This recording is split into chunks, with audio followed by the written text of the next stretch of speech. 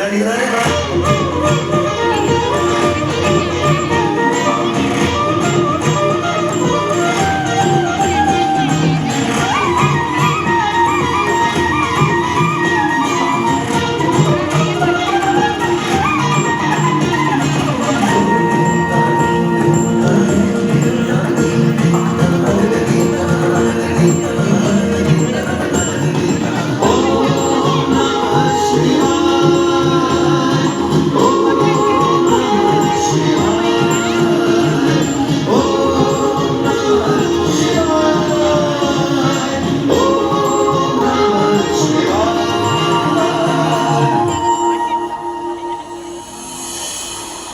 हलाहल के पश्चात समुद्र की गहराइयों से मां लक्ष्मी का आगमन हुआ, जिन्हें भगवान विष्णु ने वरण करके अपनी अर्धांगिनी बना लिया।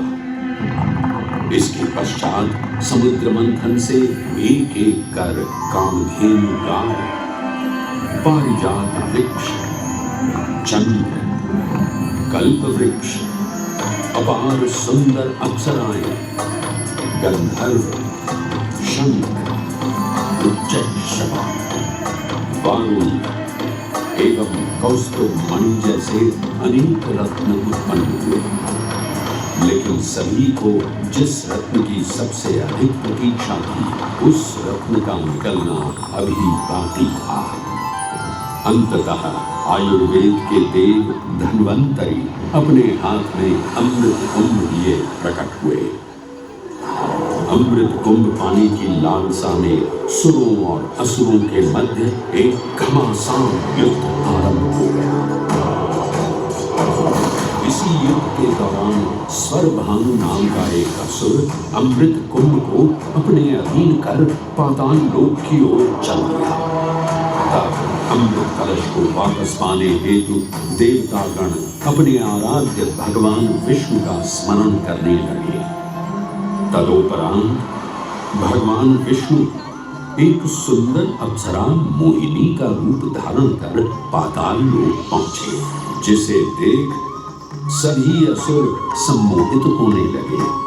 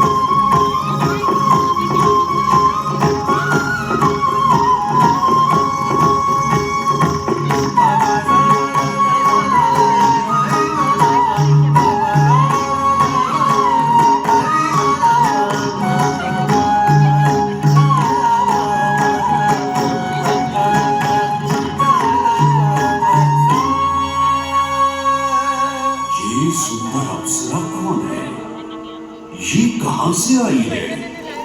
इसने तो मेरा मन ही मोह लिया। इसे तो मैं ही लेकर रहूंगा। इस सुंदर अप्सरा ने तो हम सबको सम्मोहित कर लिया है। हे सुंदरी, तुम कौन हो और यहाँ क्यों आई हो?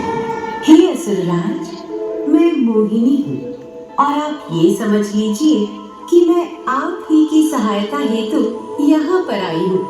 हमारी सहायता हेतु? परंतु वो कैसे सुंदरी? मैं आपको ये ज्ञात कराने आई हूँ कि अमृत की असली शक्ति और गुण तो कलश के तल में विद्यमान है, जबकि ऊपर तो केवल जल मात्र है, जिसके ग्रहण करने से ज्यादा कोई लाभ न होगा। आप सभी इस अमृत को देवताओं के साथ बांट लीजिए।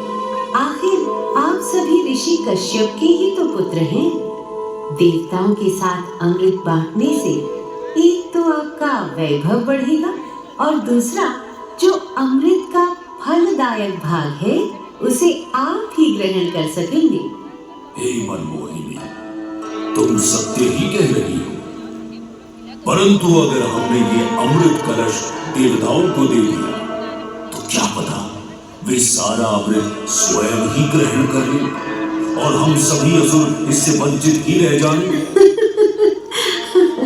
आप निश्चिंत रहिए, ऐसा कदापि नहीं होगा। मैं स्वयं ही सभी सुरों और असुरों को अमृत पान करवाऊंगी और साथ ही साथ ये सुनिश्चित भी करूंगी कि अमृत का फलदायक भाग आप सभी को ही प्राप्त हो। बस फिर क्या था, भगवान विष्णु की अपरंपार लीला आरंभ हुई। जहां एक ओर सभी देवतागण विराजे तो वहीं दूसरी ओर सभी असुर। मोहिनी रूप धारण भगवान विष्णु एक एक कर सभी देवताओं को अमृत पान करवाने लगे, जिससे वे पुनः अपनी शक्तियां प्राप्त कर सके। परंतु स्वरभानु नाम का असुर जल्द ही भगवान विष्णु की ये चालाकी भांप गया और चुपचाप देवता वेश धारण कर उन्हीं के बीच में जाकर विराजमान हो गया। तब जैसे ही मोहिनी स्वरभानु को अमृतपान कराने हेतु अग्रसर हुई, ठीक उसी क्षण सूर्य एवं चंद्रमा स्वरभानु का असली रूप पहचान गए।